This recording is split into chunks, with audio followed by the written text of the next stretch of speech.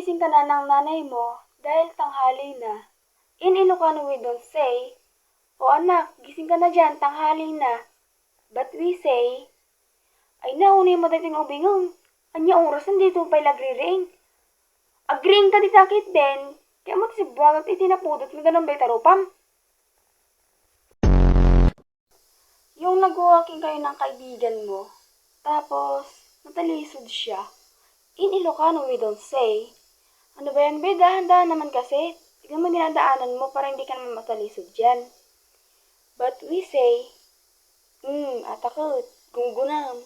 Badim kikita ang dadaldalanan. Yung nakikain ka sa kapitbahay mo dahil may birthday at marami silang handa. At tumikim ka ng pagkain. In Ilocano we don't say, ang sarap naman neto. But we say, "Bumpak, nagimas gid dato yun. Akiloto tayo to eh." Kapag may kaibigan ka na kasabay mong kumain, tapos nasamid siya, in Ilocano we don't say, "Oh, napano ka? Dahan-dahan naman kasi be.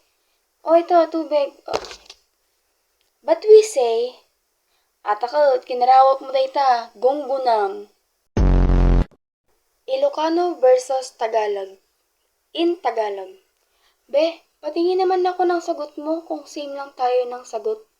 But we say, "Pakopyaan ako saan? Di nakpakopyaan, pisang-pisang tayo papel mo."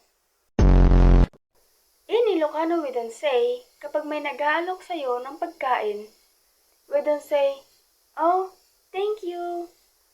But we say, "Mandi, kanyang lato daytan, baka damdama tinuprampay. Sam ipakan kanya."